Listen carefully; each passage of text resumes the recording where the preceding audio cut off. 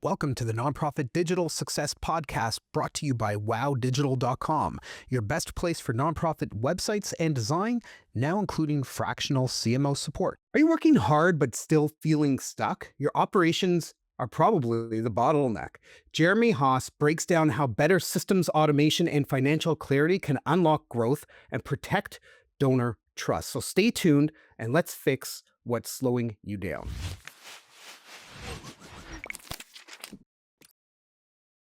Welcome to the Nonprofit Digital Success Podcast. As always, I'm your host, David, and in this episode, we're going to be talking about operational efficiency, automation, and scaling without losing control. And I've got Jeremy Haas here with me. But before we continue, I just want to mention that our podcast needs your help. If you find this episode or any of our others insightful, interesting, or helpful, please like, subscribe, share, and comment. It really does help out our podcast. Jeremy Haas is the founder of Prefix Ops, turned a failed startup into operations obsession. He now helps founders install systems, automation, and get financial clarity to scale aggressively without losing control. Jeremy, I love the phrase operations obsession. It sounds like we're about to uncover some really, we'll call it uncomfortable truths. So thank you so much for joining today. No, it's a pleasure to be on here. And yes, I mean, being obsessed with operations is being obsessed with the entire business and how it functions. Yeah, and we need to get clarity on what is it that we do, how do we do it, can we systematize this? One of the things that I love to talk about are SOPs, standard operating procedures, and I'm sure we'll get into that quite a bit here. But before we jump, that's probably like jumping ahead a little bit, but what are some of the most common operational breakdowns that you see inside nonprofits that, tend to limit fundraising or marketing performance and ultimately overall impact? Yeah, I mean, with nonprofits, it's a unique world because generally speaking, your funding is tied to specific tasks and specific outcomes.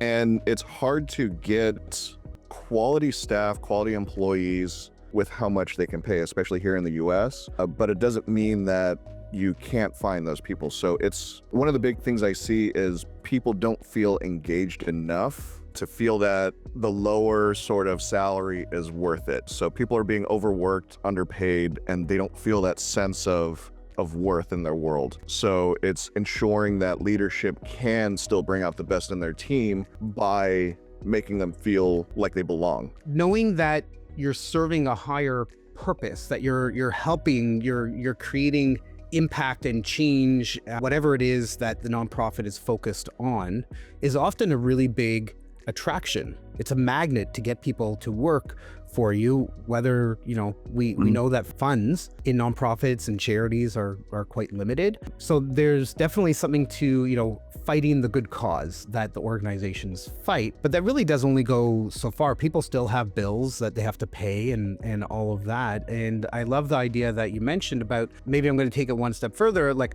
camaraderie, feeling like you're a part of the bigger picture, that you have impact, that your opinions can help shape the organization or help more than they could if you worked for, let's say, a Fortune 500. Yeah, I mean, that's the perfect thing to say. And one thing I typically see with nonprofits, and I've been around a handful of them, been involved with a lot, and a lot of them become very bureaucratic and sort of follow this hierarchy where I understand executive directors, the leadership, they're the face of it. They're working with donors and everything to get the funding. Some of the best nonprofits that execute very well, especially on the camaraderie side, are very flat organizations. So everyone has a voice and the leadership is willing to listen and implement what they're talking about. So if a lowly employee, Jeremy, comes in and it's his first day and he has a great idea, a good leadership team will actually listen to them, not be like, hey, learn your lane first and understand what you're doing, then maybe we'll hear you out. That's what happens a lot of times. But if you listen to your team, you'll be surprised how many great ideas they have to further the mission, because people join nonprofits not for the money, they join for the mission of what you're trying to do. 100%. It's one thing to have a comment box up on the wall, people fill out a paper and they put it in and nothing ever ends up happening and it's just going into a black void. The organizations that actually internalize, take the feedback, get back in touch with if it's not anonymous, right? Like get in touch with the person, let them know what the plans are, whether they'll do it or not do it. right? But the fact that they even just listened and took a few moments to think about the insight, the idea, right? It goes a long way. Yeah, I mean, there's so much penny pinching that you have to do with a nonprofit. And yeah, the standard sort of common box is what the general population does, even within larger companies.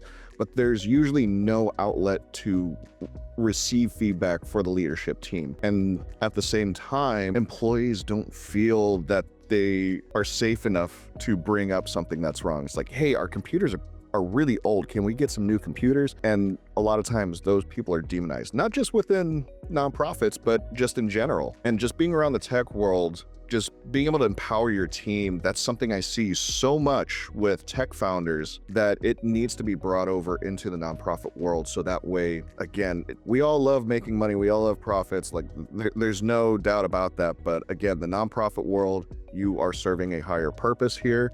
And that's something that they need to adopt from the tech world, is empowering your team on so many different levels. Absolutely. As a business owner, as a founder, we're often the bottleneck, right? So if you look at an organization with, you've got the executive director, you've got the board of directors above that, you've got the executive C-suite in there, then you have the VPs, then you have the directors, then you have the managers, then you have the employees. There's a lot of bottleneck and red tape and things that happen in there. So I'm curious, how can we affect or modify or adjust internal systems to help with that? Number one, it's understanding the size of your organization. Some people have this sort of title inflation of, hey, I've been around for a number of years now, just call me a VP, but I'm not necessarily doing the work of a VP. Within smaller organizations, you don't need that many layers. Again, some of the best nonprofits, even larger ones, are very flat in terms of the hierarchical standards. But what I see a lot of times is when you have this hierarchy structure, like with the C-suite, directors, VPs, you get this sense of ego of like, the decision has to come to me and I'm the one who has to make the decision. So what happens, again, going back to empowering your team, is even little things like getting water for the fridge for your team needs to be approved by someone like the executive director. It's like, do we have the money for this? It's like, why should that person, the executive director, the C-suite team, the leadership, or even the board of directors for all that matters, why would they be the ones to decide if we need to get more water or have the funding for it? Little decisions like that are usually kept high up the chain when you can delegate that to other people. Some places they do delegate that. They have like some lowly team member, they're like the snack bar liaison. I've seen when I worked for the Air Force, that's what we had. We had a little snack bar liaison, and we had a little government travel card or government credit card where we went out and got snacks. So you could do little things like that where very basic tasks that may require a little more approval, just give them a set approval to say, hey, anything under $100, go ahead and get. It speeds up time to execution, it gives you more efficiency, and it doesn't bother the executive team with some stupid decisions. And that's what happens a lot of times. You're waiting on the executives, you're waiting on your leadership because they have so many decisions to make, and most of them are things that can be delegated down. Absolutely. So when we think about internal systems, how could those be used to improve donor trust, retention, and lead to long-term donation and funding growth? Yeah, so I mean, you can use and leverage simple automations. Again, setting thresholds for certain dollar amounts, saying, hey, if it's over this dollar amount, the next person up has to approve it. You can set up a system where it's like, hey, we're getting, again, using the water example, we're getting water for the fridge. It's less than $100, you put it in the system, say, go ahead and go do it yourself. Hey, it's over $100, go ask your supervisor for approval. Hey, it's like $1,000 for whatever reason, now you go involve the next level. But this way you have that sort of track of what you're doing, you're still logging the expense, but now everything is speed to execution, and those simple automations can notify the next person up like, hey, approve this or deny this. And then you can have that report that you can send to donors and say, look, here's where your money is going, here's how it's being spent, and here's some things that we could even try to improve on. Having that sense of clarity where the money is going is usually one person's sole job at a nonprofit of tracking every penny. If you can make their job easier, you can make so much more happen. Let's put systems in place. It could be as easy as like a Google sheet or an Excel spreadsheet that has, some calculations in there to help some of that decision process making. But if we can put some of these pieces like what you're talking about in place, that person who's responsible for making sure all the funds are aligned and the numbers all match up and all that, they can spend their time doing the bigger priorities that they have that are part of their plate that they're tasked with, right? And let's make better use of everybody's time. Yeah, it's all about using our time efficiently. Look, we're all adults. We're there to work. Trust us to do our job and get our job done. Again, another thing that happens is a lot of managers are really not taught how to manage, especially in the nonprofit world. It's you sort of learn from the person that was there previously and they were never taught properly, and so on and so on. So one of the things is having a leadership team that brings out the best in others is extremely important, and setting up these systems to have those approvals and empower your team goes such a long way. And I mean, look, a lot of people think AI can be expensive. A lot of these tools can be expensive.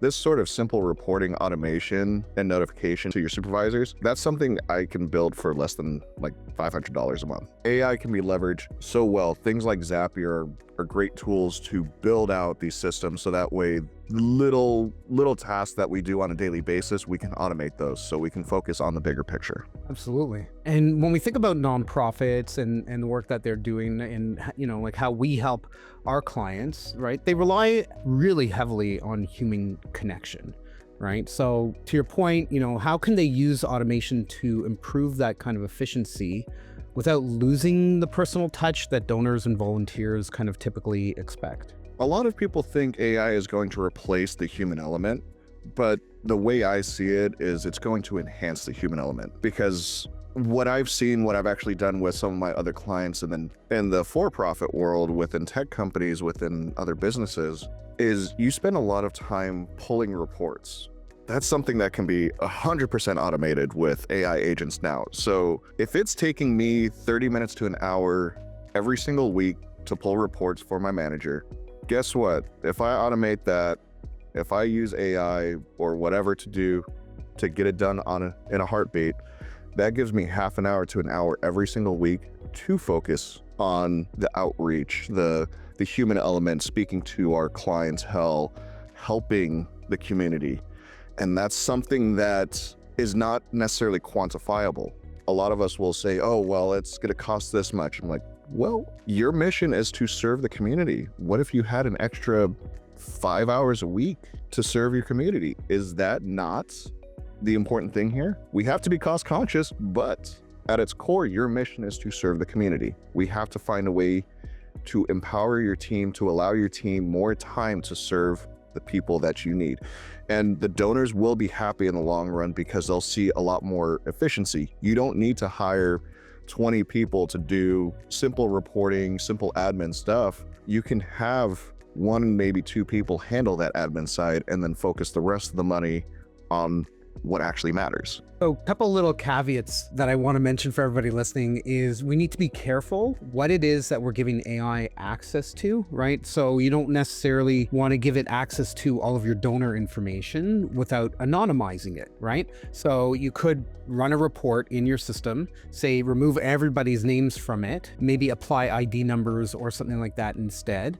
And then you can throw that, the last 12 months of donations, throw that in and have it generate a report about, what were the biggest donations each month, which months were the biggest amounts that were fundraised, how much came in from corporate sponsorships versus personal donations versus monthly or annual versus one-time giving. And you can have all those reports. Those are just numbers, right? It's really easy for a system to generate reports around that, right? You don't necessarily need a human executing on that type of effort when they could be going after stewarding bigger donors or trying to find corporate sponsors that are local that kind of support the same kind of mission. So I think there's definitely a much better use of time, but we also just need to be careful with what we're giving access to. Yeah, you need to be extremely careful. Look, AI has improved drastically over the last 12 months.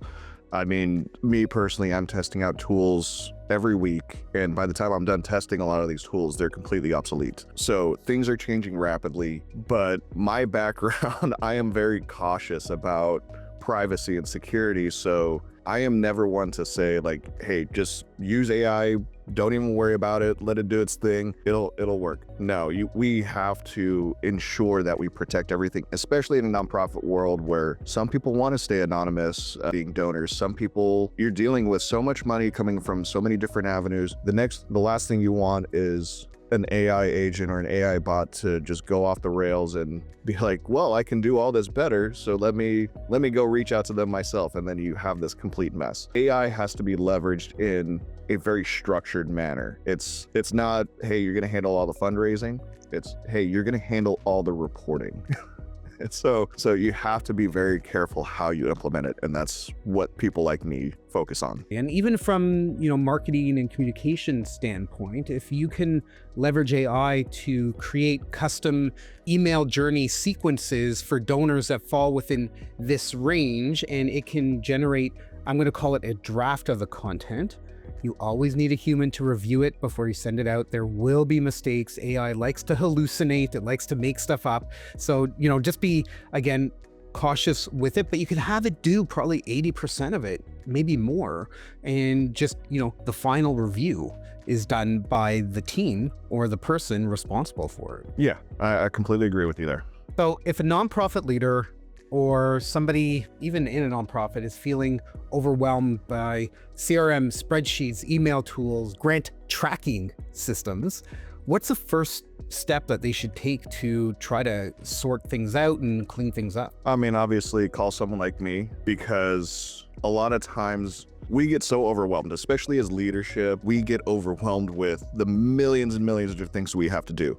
So one of the first things I always do is play therapist and sort of like, hey, take a step back, calm down, take a breath. If you try to tackle it yourself in this frantic state, you're going to make a lot of bad decisions. I've done it. My first startup, I made so many bad decisions.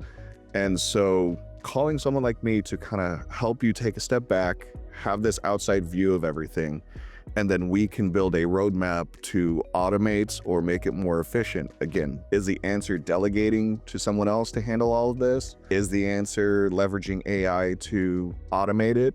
We don't know. Everyone, every organization is different.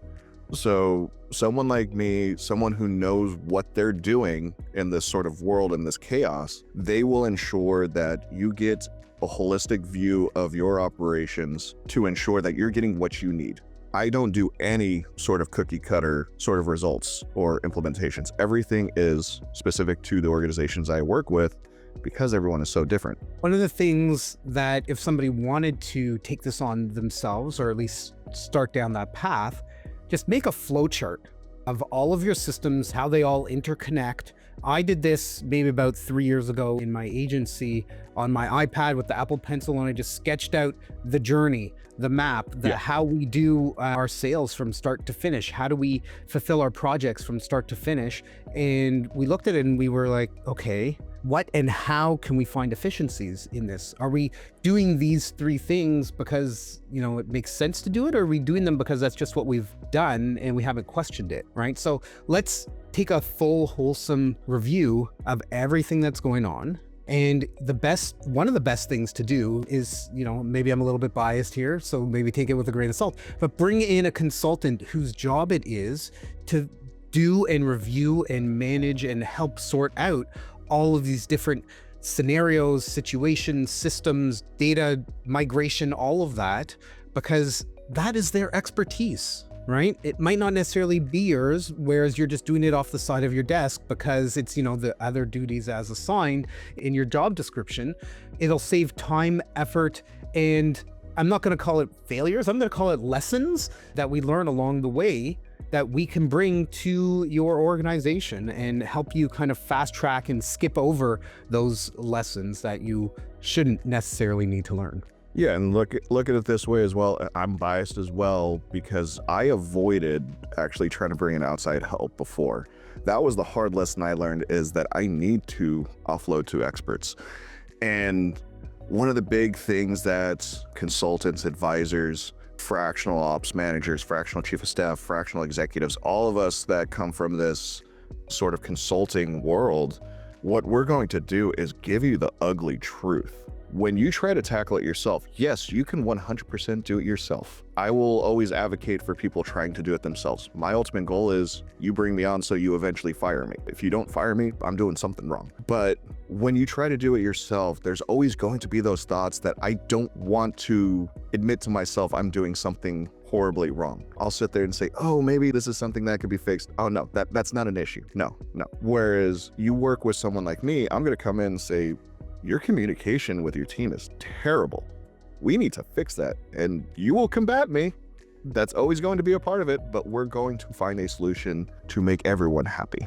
Absolutely. So, what point would you say, because there will be like a point of no return, right? Where like an organization will outgrow, we're going to get this and this and this and kind of like patch things together to cobble it and make it do what it needs to do.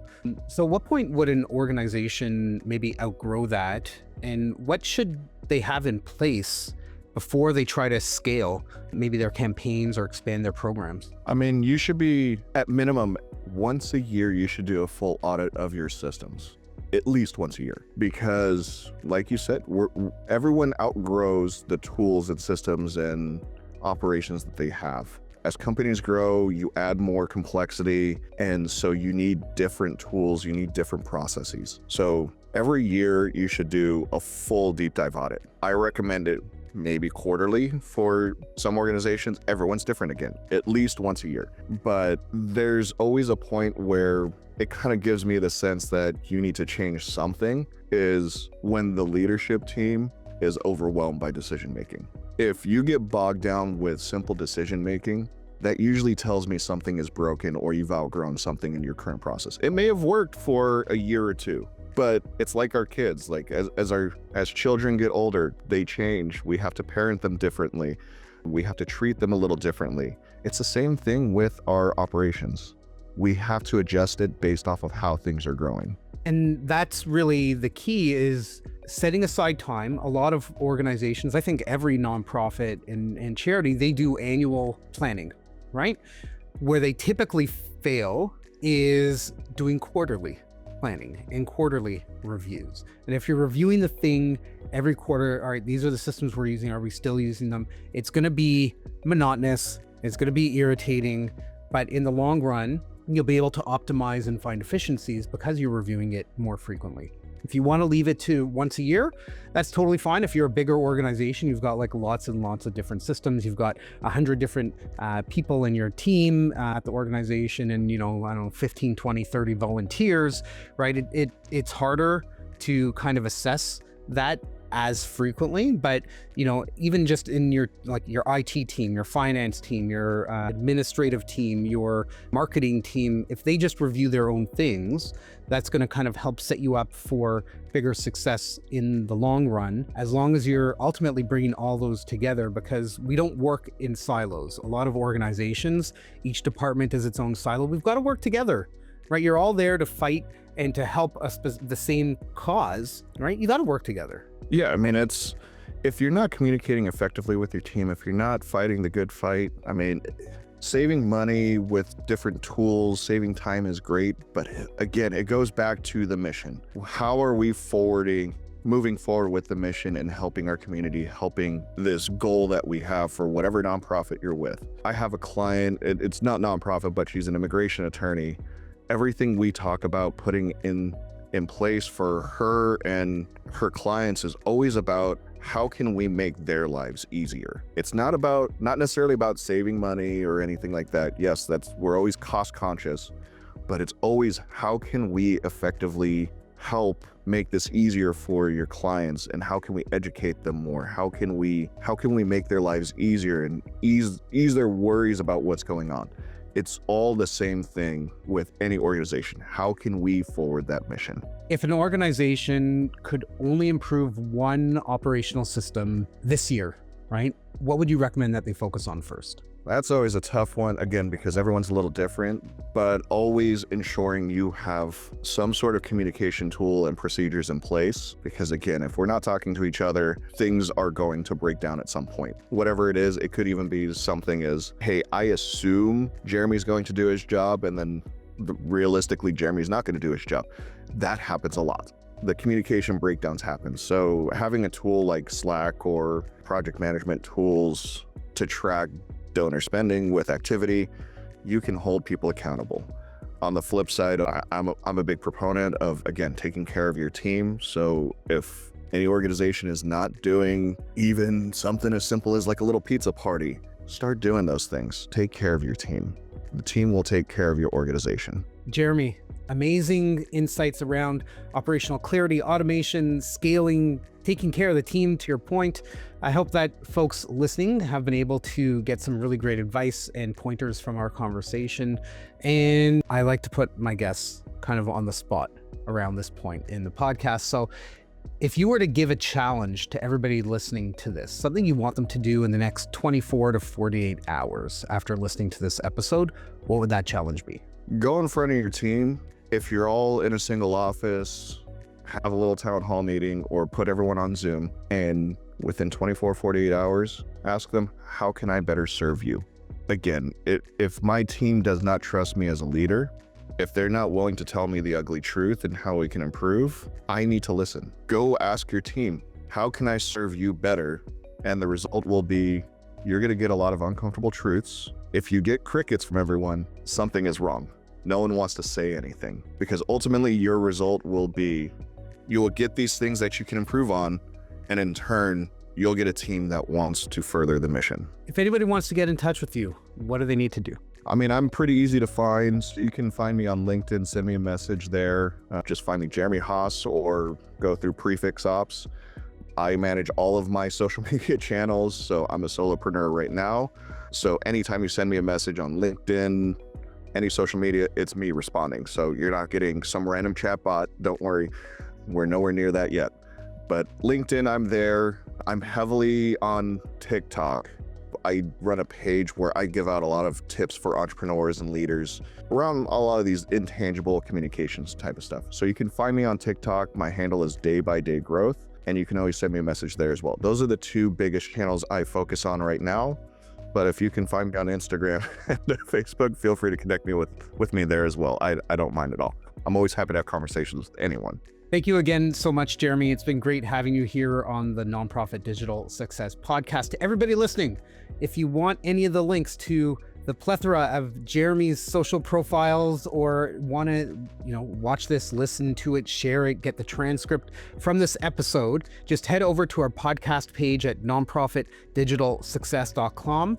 Click on this episode for all the details. And until next time, keep on being successful.